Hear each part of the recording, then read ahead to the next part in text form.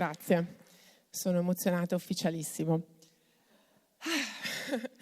Allora, i disturbi specifici dell'apprendimento, definiti dall'Organizzazione Mondiale della Sanità, sono un disturbo a base organica, di origine genetica, espressione di disfunzione cerebrale. Cioè significa che c'è un disturbo genetico organico, qualcosa che non va a livello genetico organico, che si esprime attraverso una funzione cerebrale che non va come dovrebbe andare.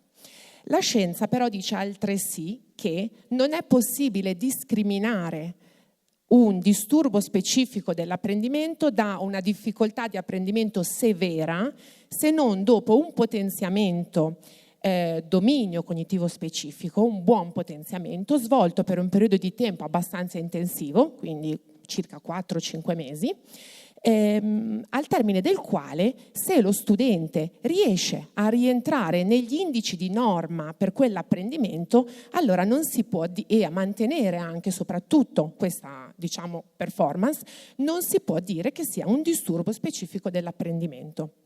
Vedete che diventa quindi cruciale il ruolo del potenziamento, ma far potenziamento non vuol dire fare ripetizioni. Come si fa allora un potenziamento fatto bene? Allora, un potenziamento fatto bene richiede di conoscere i modelli neuropsicologici di riferimento. Quindi dobbiamo imparare come funziona il cervello rispetto a quell'apprendimento. Faccio un esempio: la matematica si impara col dominio visuospaziale, non con il dominio fonologico. Chiaramente l'ambito di scrittura e linguistico avranno i loro modelli neuropsicologici di riferimento che vanno conosciuti.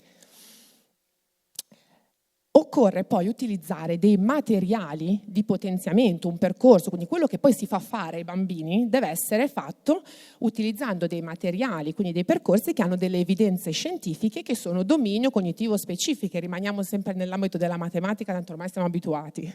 Se dobbiamo aiutare a fare i calcoli i nostri ragazzi, non possiamo pensare di insegnargli la memoria. Non è che se non ha gli amici del 10, allora dai, li diciamo insieme: 7 più 3 fa 10 e troviamo pure una 7 e 3, non so, viva il re, 8 e 2, inventate voi. No, non funziona così, ok? Ci sono dei modelli visuospaziali, bisogna aiutare loro a manipolare e a visualizzarsi la quantità. Questa forse è la cosa più importante, ma anche la cosa più bella. Fare l'analisi dell'errore e poi impostare il potenziamento secondo la zona di sviluppo prossimale. Ecco che l'errore ci serve, è importantissimo, ma non possiamo pensare di relegarlo a vabbè, ha fatto un errore, 5 errori, 7 errori. No, ma che errore è quell'errore? Perché l'ha fatto? E se non lo capiamo, glielo domandiamo: vieni qui, me lo spieghi un attimo questo errore che non l'ho capito.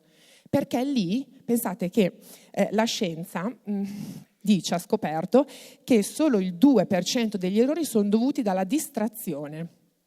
Il restante 98% degli errori è un errore intelligente, un errore che ha un senso, c'è qualcosa dietro e sta a noi scoprirlo. Una volta che noi scopriamo questo errore, allora lì possiamo capire dove il bambino si inciampa. Faccio un esempio. Un problema di divisione in colonna, che potrebbe sembrare non ha capito la procedura, non sa fare la divisione, potrebbe nascondere dietro un problema di sottrazione, che potrebbe nascondere dietro un problema di enumerazione all'indietro. Allora non è che non sa fare la divisione, no, non sa enumerare all'indietro, ma allora enumerare in avanti, l'ha capito bene come si fa a contare in avanti? Così, allora magari scopriamo che è da lì che dobbiamo partire. Non è che possiamo fargli fare 47 divisioni in colonna nel weekend. Ecco, sono emozionata, non vedo. Entrare in relazione, questo anche è fondamentale, c'è tutto il filone della warm cognition, cioè l'imparare mettendosi in gioco, entrando in relazione con emozioni positive. Ma la relazione è importantissima perché questi ragazzi che cercano di superare le loro difficoltà, a loro noi chiediamo uno sforzo immenso di mettersi lì e guardare in faccia i loro errori e gli diciamo: guarda che ce la possiamo fare insieme, e quindi dobbiamo credere in loro, metterci al loro fianco contro l'errore. Questo è veramente importante. Non ultimo, ma altrettanto importante, occorre tenere a mente che un potenziamento efficace è tale se i risultati che dà sono migliori di quello che sarebbe la naturale evoluzione senza il potenziamento, ovviamente. Quindi anche questo va tenuto bene a mente. Allora, adesso andremo a vedere due casi in cui c'erano delle difficoltà importanti di calcolo e dei disturbi di calcolo. Quindi abbiamo due gruppi, diciamo, di bambini con difficoltà e disturbi misti del calcolo, a cui ci si è approcciati in due maniere diverse, poi faremo delle considerazioni.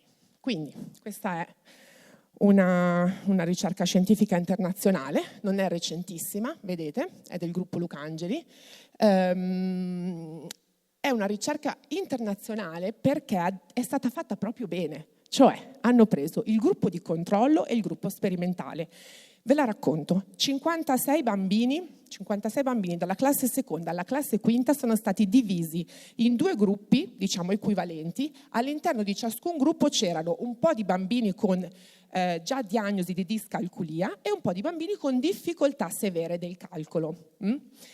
Allora la ricerca si è domandata, ma se noi facciamo un potenziamento mirato, quindi un potenziamento individualizzato del calcolo sull'errore attraverso la zona di sviluppo prossimale, quindi proponendo attività né troppo facili né troppo difficili, perché le attività troppo facili il bambino le sa già fare, quelle troppo difficili non le sa affrontare neppure con l'aiuto dell'adulto, quindi noi è lì che dobbiamo stare, dove c'è la difficoltà.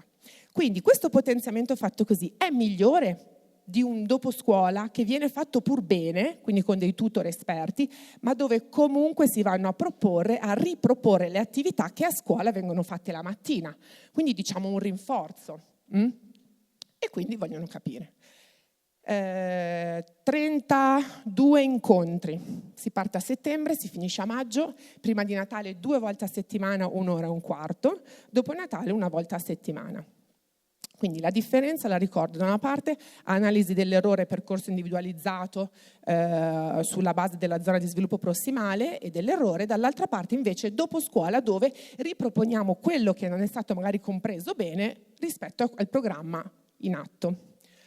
Allora, mi metto qua così li vediamo bene insieme.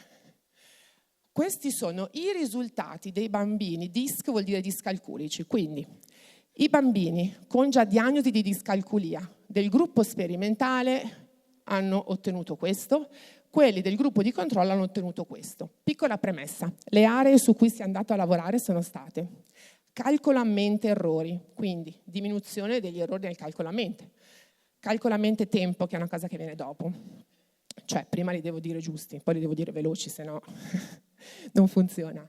Poi si è lavorato anche sul calcolo scritto, si è lavorato sui fatti aritmetici, che sono quelle combinazioni molto che devono venire proprio velocemente, 15 più 15, 5 più 5, insomma queste combinazioni. E poi si è lavorato anche sulla conoscenza numerica, che è la parte semantica, un pochino quella più importante, quella che ci va al cuore del numero. Ok, allora vedete che nel calcolo a mente facevano 5 errori gli alunni con discalculia del gruppo sperimentale. Dopo ne facevano 3,5. Il calcolo a mente tempo è passato da una media di 156 secondi per eseguire 6 calcoli a 116 secondi. Nel calcolo scritto prima facevano correttamente 2 calcoli e 60, dopo ne facevano 5 e 20. Nei fatti aritmetici commettevano 8,40 errori e dopo 5,80. La conoscenza numerica è passata da 14 su 22 a 17 su 22. Andiamo a vedere invece il gruppo di controllo. Quindi, calcolo a mente, prima facevano 2,78 errori, dopo 2,44. Non si può considerare un miglioramento significativo. Da 94 secondi di tempo sono passati a 142,22, quindi c'è stato, qui sono i miei appunti, scusate, c'è stato un peggioramento.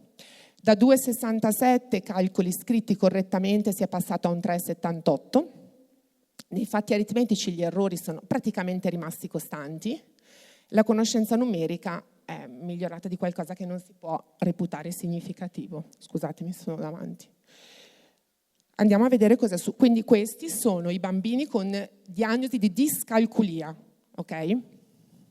Adesso vediamo cosa è successo a invece i ragazzi con difficoltà severe del calcolo che non avevano una diagnosi di discalculia o non ce l'avevano ancora, evidentemente. Allora, guardiamo, sono sempre gli stessi item, da 3,41, quindi di errori in calcolo a mente, questo è il gruppo sperimentale, passano a 2,18. Da 76,35 migliorano, ma non tantissimo, 71,41 come tempo che impiegano per il calcolo a mente. Il calcolo scritto migliora da 2,59 a 5,41 risultati corretti. I fatti numerici hanno un bel miglioramento perché da 6,47 errori si passa a 3,24. La conoscenza numerica da 15,53 su 22 passa a 19 su 22. Vediamo il gruppo di controllo, cioè il gruppo che ha fatto un doposcuola. Allora, come calcolo a mente errori si passa da 3,11 a 2,78, più o meno è similare. Come calcolo a mente tempo, anche qui di nuovo c'è un peggioramento, da 75 a 85, come per gli altri bambini con discalculia che avevano fatto il doposcuola. Nel calcolo scritto si passa da 4,83 a 5,28, quindi direi pochissimo, non è significativo come miglioramento, neppure qui è significativo il miglioramento nei fatti numerici, neppure qui è significativa la conoscenza numerica. Quindi gli autori di questo articolo cosa concludono? Concludono che non sono significativi i miglioramenti che vengono ottenuti con un doposcuola in bambini con difficoltà o discalculia, quindi continuare a riproporre le stesse cose che non sono state comprese non aiuta, anzi peggiora in taluni casi, avete visto, senza contare che la frustrazione sicuramente aumenta. Mentre invece un disturbo, un potenziamento degli apprendimenti va a migliorare decisamente le prestazioni dei bambini con difficoltà e va comunque ad aiutare anche i bambini con disturbo a migliorare le loro prestazioni. Vi ricordate la slide precedente? Anche qui loro migliorano. Cosa succede? La differenza è che poi a distanza di 4 mesi viene fatto un follow up, cioè si vede che cosa si mantiene nel tempo. Allora, dei bambini con diagnosi dei bambini che hanno difficoltà marcate mantengono quasi tutti i risultati ottenuti. Dei bambini con disturbo dell'apprendimento c'è nella stragrande maggioranza il mantenimento nelle aree di calcolo mentale, errori, quindi hanno acquisito delle strategie che gli consentono di fare il calcolo mentale, conoscenza numerica, mentre non mantengono il tempo, quindi ritornano a essere lenti, rimane molto faticoso per loro e non automatizzano, non gli rimane quello che avevano automatizzato sui fatti numerici. Quindi questo ci dà le informazioni rispetto ai bambini che hanno disturbo, diciamo una discalculia, che questi due fattori non mantengono nel tempo e sono magari cose con cui anche voi vi siete confrontati. Ora vediamo questo studio invece di cui parla la professoressa Lucangeli.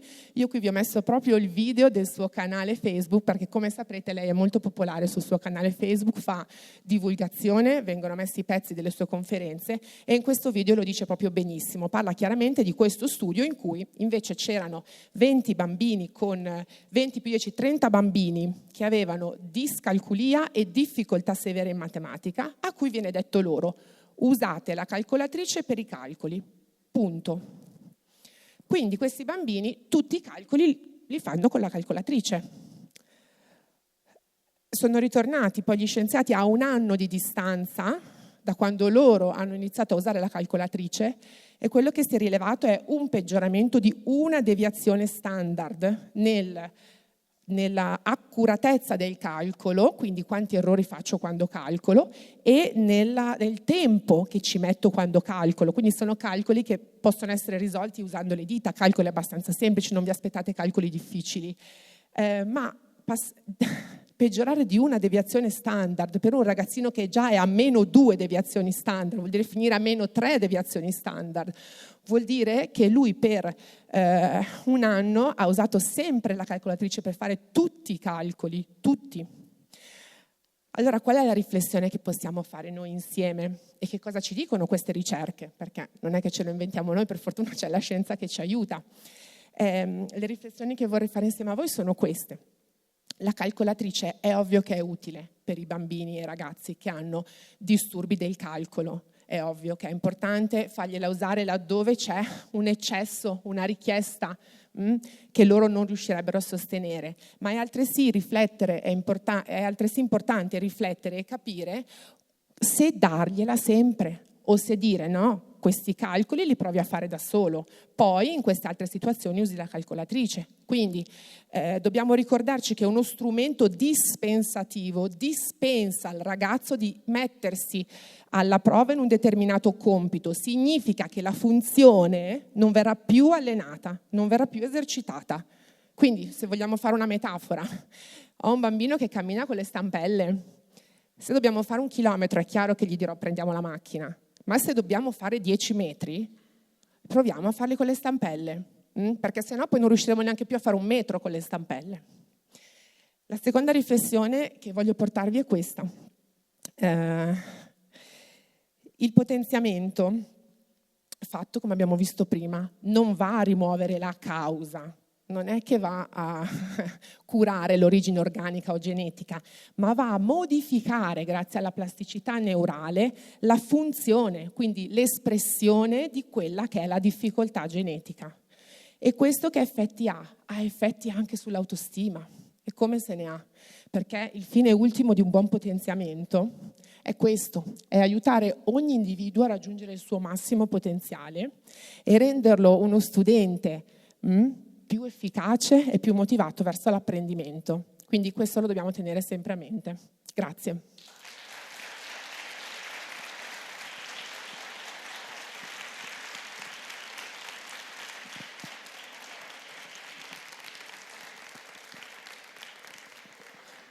Però la cosa più bella ve la devo ancora dire. Un attimo, scusate. Un attimo prima di apparecchiare. Vabbè, apparecchiate. Allora, la cosa più bella però ve la devo ancora dire. Apparecchiate, vai. Allora, la cosa più bella che vi voglio dire è che ho visto tantissimi volti di maestre, sono felicissima che oggi ci siano tutte queste maestre che sono ormai anni che insieme a Biella Cresce si stanno mettendo in gioco e stanno cercando di capire, stanno studiando come portare dei potenziamenti, degli apprendimenti matematici nelle loro classi in maniera da aiutare quei bambini con difficoltà a capire come ce la possono fare ad essere più motivati verso l'apprendimento. Quindi io vi chiedo per loro un grande applauso.